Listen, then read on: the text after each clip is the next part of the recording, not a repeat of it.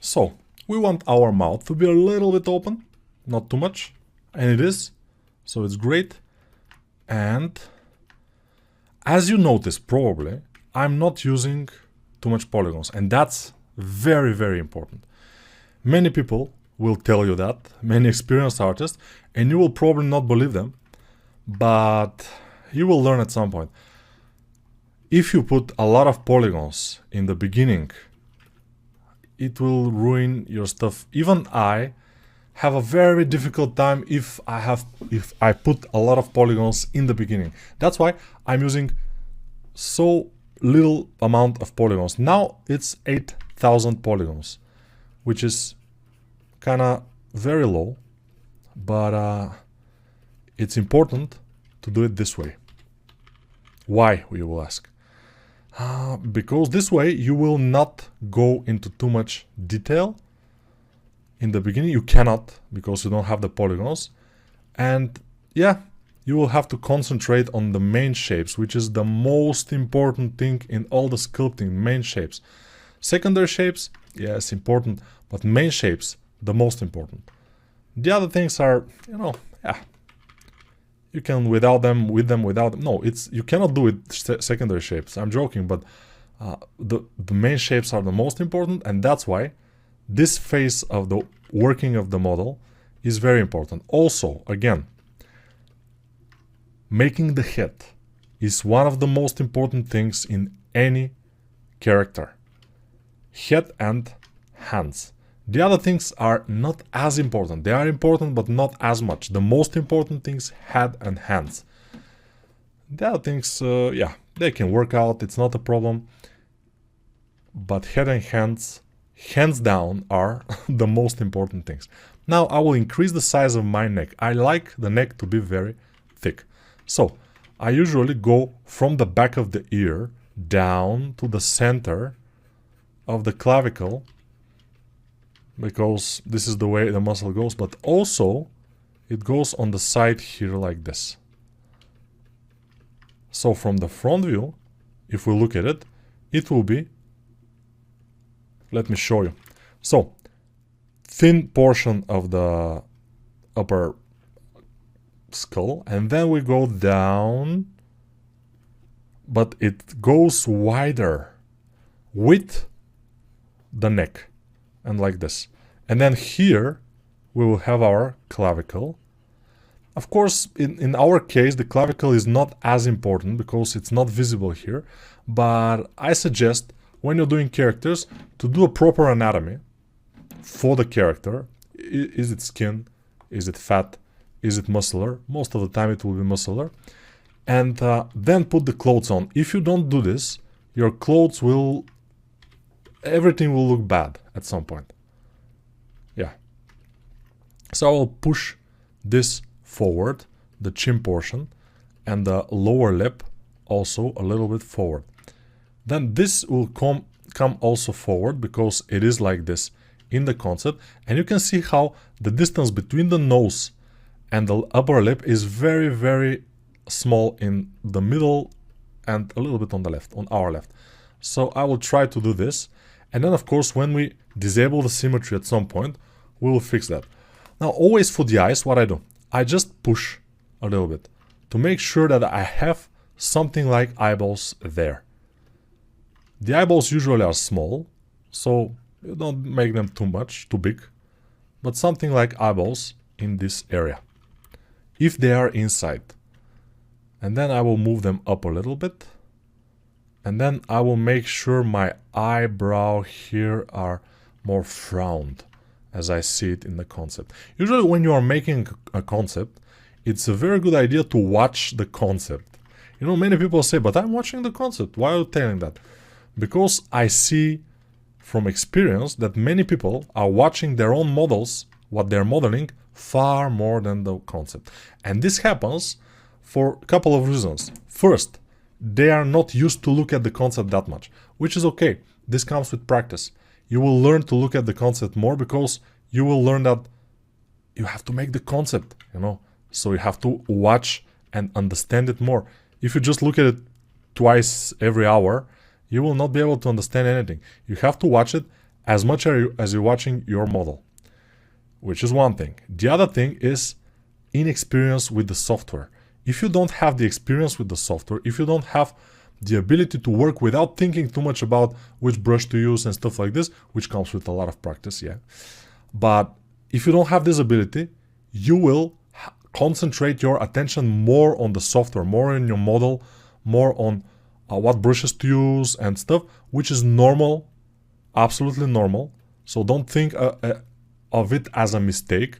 You will get away from it at some point. In the beginning, it's okay. It just will, everything will be a little bit slower.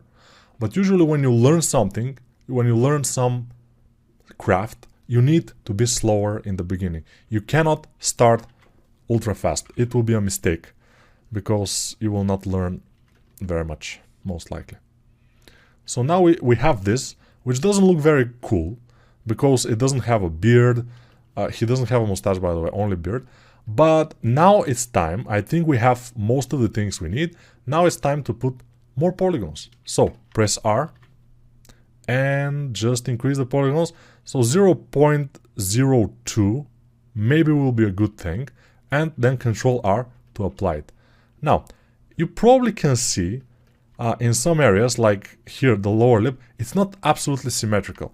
I like it in the beginning to be absolutely symmetrical always. So what I do is I go here when X for symmetry is in the top kind of rightish corner and I press symmetrize. And it's absolutely symmetrical right now. This is good to do in the beginning. Of course, as I told you, our model will not be symmetrical. I will add more meat in here. I'm saying meat. It's adding more shape. I mean, yeah, volume. Yeah, volume is the right. So, yeah, it's, I forgot my thought, but whatever. Yeah, even if your model will not be symmetrical at the end, it's good to make it symmetrical in the beginning so you can make your work easier. And usually, when you're working from sphere and starting working from sphere, even with symmetry and everything, at some point your model will not be absolutely symmetrical. It will be kind of symmetrical, but not absolutely symmetrical. So I'm doing these lines in here from the eyebrows up, like this. Hopefully, they will be okay, like that. Alright. Here I see this kind of line, which means we have something in this area, because he's frowning, and this line appears in here, which is great. I like this line. Then I will flatten this with my scrape peaks brush or scrape brush. Then I will add a little bit of a flat plane on the bottom of the nose, and then I will add nostrils, and I will push the nostrils here. So the nose, the shape of the nose is difficult to make, but don't make the nose ever soft and smooshy. Make sure you have, especially in this kind of stylized characters, make sure you have upper plane in here, then lower plane in here, then you have kind of a ball in this area, which could be a little bit more, you know, smooth. But then you have the lower plane, lower planar area of the nostrils. As you can see how I made it. And you can a little bit, you know, push this to make it not so flat, of course, the upper portion of the nostrils. But overall, the nostrils also will be asymmetrical, which is okay. But I've seen, especially from people who don't have too much practice doing noses, they don't do so well with noses. But the same applies to eyes, lips, and all the parts. You need practice.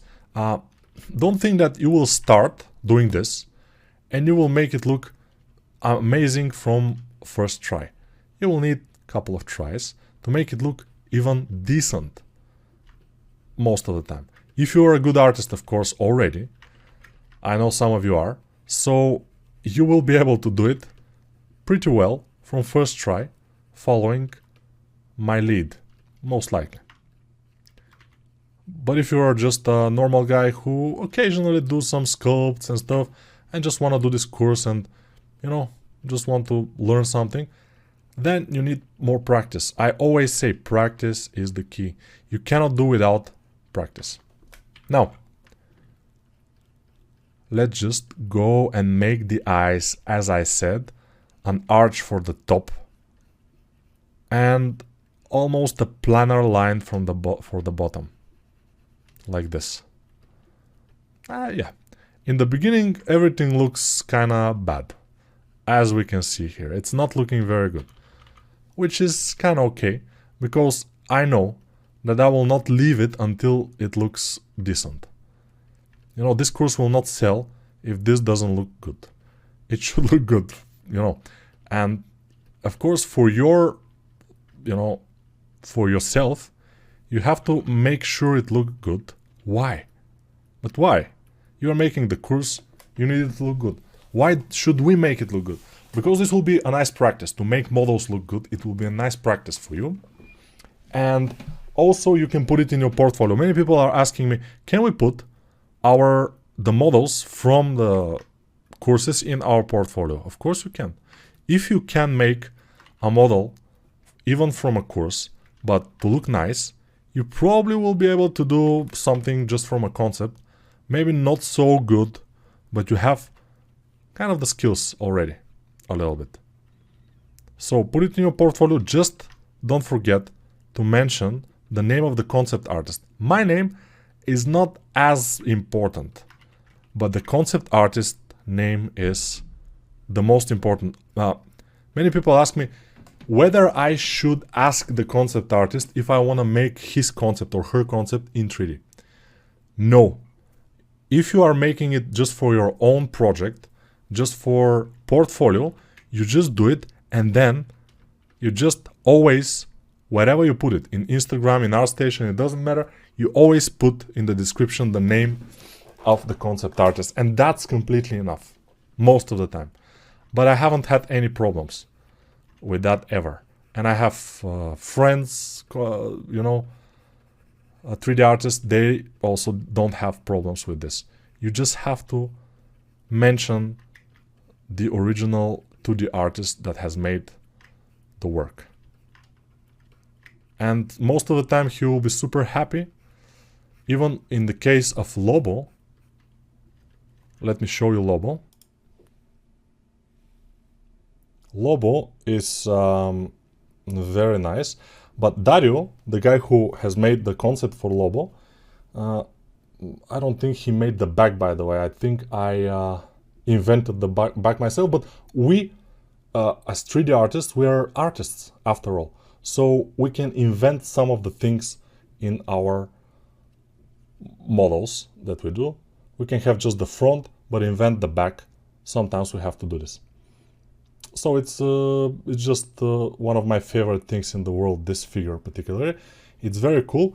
The idea is that it's... he asked me, the guy who made the concept, he asked me to give him even the 3D file so he can print it himself. And I gave it to him. Hopefully he will print it and he will be happy because he deserves it. When I asked him, can I make the course on his... you know, on his art, he said no problem at all. So yeah, and most people are very happy just to see their works in 3D. It's very cool. So we have this. Now, I don't think the upper portion of the skull is small enough. We need to make it even smaller, so I will make it even smaller. As we can see, with the big grab brush, I'm making it smaller. And even like this, smaller. You see, now I will watch from the side view. Usually we will not have something like this, a side view or a back view or whatever. We don't have that, usually. But now we have the luxury to have it, so it's great for us. Now you see the eyes may go a little bit more forward and they could be smaller. I made them a little bit too big. And the eyes, they shouldn't be too big. One of the big mistakes is when people are making the eyes of realistic characters to the eyeballs. They are making them too big. And I have a video on my YouTube channel, which is SpeedChar, if you don't know. I have a video about eyeballs.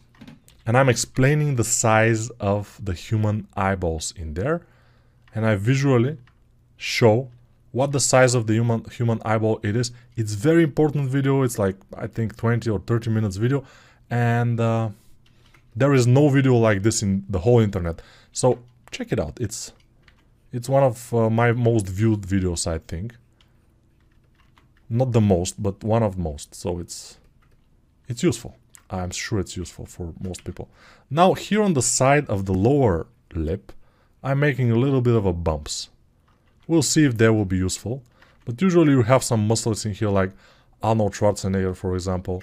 He's if some of you, like younger people, don't know him, Arnold Schwarzenegger is a movie star. He was a governor of California, and he is was very famous bodybuilder back in the days. One of the greatest bodybuilders. Some people say that he is the greatest of all time, and maybe they are right, because he maybe was not the biggest bodybuilder ever, but he popularized bodybuilding with his movies like Conan the Barbarian and other movies, of course, where he shows his muscles. And yeah, it's amazing. Now, what I'm doing here, and I'm putting anatomy. This guy is stylized, but not super stylized, so he has some anatomy, human anatomy, and we can do it. From the side view, as we can see, we can do the nose a little bit more broken, we may say. You know, a little bit like this. And I think it will be fine. Yeah, otherwise, if we don't have this, we have to invent it ourselves. And we have to make sure it looks like the concept from the point of view of the concept, but also looking good from all sides. Because I will 3D print this one almost for sure. So I'm working for it to look good from all sides. And also, of course, if you're doing this or any concept for gaming, for game model, so for high poly, then low poly, then game, you need to make sure it looks good from all sides, because it's 3D. It's 3D, it has to look good. So from the back, I usually want this to be kind of a spheric shape. And then the muscles here and the other muscles are coming from this spheric shape. Let's see from the front. We have an Adam apple here, which is kind of a sharp area in this area. And then those muscles here will protrude a little bit more from the middle. They are protruding from the sides, and the middle is going a little bit more in, just before the clavicle. Usually, and I'm not sure that we will see that in our model, since he has a kind of a long beard, but we'll see. We'll see if we're gonna see it. Now for the beard, I'm not sure we want to make the beard yet. First we want to have the pose of the face. Now I think it's a good time to get a little bit more polygons, and then to make our asymmetry a little bit. So let's just do just R, and then move it 0.01, around 0.01, and then Control R. And now I smooth most of the things, but very, very lightly. In Blender, you smooth lightly. If you're doing this in ZBrush, which you can, of course, if you know ZBrush, of course, you can smooth with, you press the tablet and smooth, no problem, or the mouse. But in Blender, you have to be very, very careful. And if you're using only mouse, when you smooth, you have to go to the smooth brush and change the strength to something lower, so you can go a couple of times into one thing to smooth it. But this way you can modify your smoothing very well. Otherwise, you will smooth super hard and you will not be able to control it. Yeah, the main thing is to control. You have to have control. So are you noticing what I'm doing here? So the lower eyelid, I'm making sure I have the lower eyelid like this. I'm flattening even this area a little bit. And then I'm making this kind of a bump, which is the lower eyelid. And then we have this other bump a little bit more on the side, which is those bags below the eyes. And of course, they can be big or they can be almost invisible. It doesn't matter, but they are most of the time they are there. Just depends on the person, how old is he, how tired is he or she, for that matter. Here I will make this a little bit more pronounced because I see this lining here coming, and it looks like he has very pronounced cheekbones, which is okay. And then we are fine. I think we can start doing asymmetry. So the asymmetry mostly will be the nose and the mouth. The eyes will not be. So I will try to take off the symmetry, then work on the mouth like this, move the middle of the mouth sideways, move the nose on the other side. I don't know why, but this is like the concept. Move this part a little bit. I'm watching the concept now and I'm working. So increasing the size of this nostril a little bit like this. This one stays. This one is increased. Just pushing it upward. I don't know if it will look good, but I'm doing what I'm seeing on the concept, and then we will see what will be done. Yeah, he has a very, very peculiar pose of the mouth, and it's probably will be difficult to make, but we can try, no? It's not a big issue to try. You always can try and fail.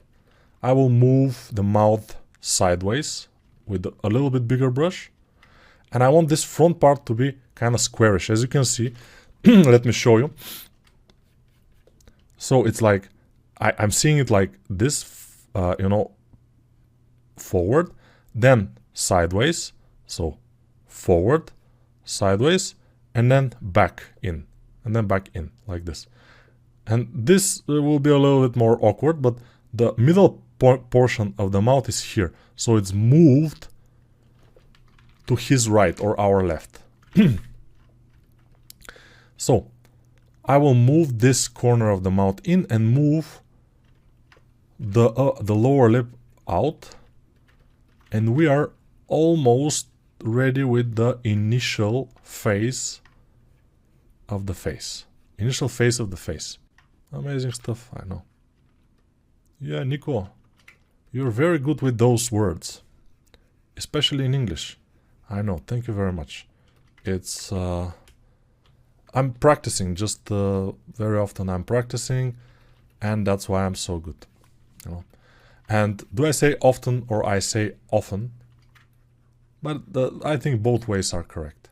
It depends on which part of the English-speaking country you are. So now it will not look as good, but you know, we have to make these corners of the mouth a little bit like this. But when we put the teeth on, probably it will look better. We'll see. It should look better with the teeth on, definitely. Without the teeth, it looks like blah, not very good. But with the teeth, should be much better, and with the beard. So don't be alarmed if your model doesn't look good now. Like mine, it doesn't look very good. But next we will do maybe a little bit of a beard shape, because I kind of like the shape of the skull, the shape of the lower jaw. It's kind of okay. When we put the beard, we'll see what will happen. Just the basic of the beard. And what I like to do is very important, by the way. Listen now. Yeah, stop watching Netflix and Facebook and TikTok at the same time. Start watching here. So what I'm trying to do is make everything. I will make basic teeth. I will make basic beard. I will make basic helmet, horns, and this pointed thing on the top of the helmet, and everything, but just basic. I will just put them there to have the shape, to be able to overall see how the character will look, how the silhouette is going, how the head compared to the body is coming, how the overall curve of the body, which I will show you later how to do, all those things, how they compare. This is important because it's easier to move those things until they are low level or low amount of polygons. And then when they become more polygons, it's not that it's ultra hard to move, but then you have put a lot of detail and then you have to resize it. Why? I think you need to resize everything in the beginning and then continue from there. Not resize, but yeah, resize it the way you want it. So this is our model up to this point. I will save it and we'll continue in the next video.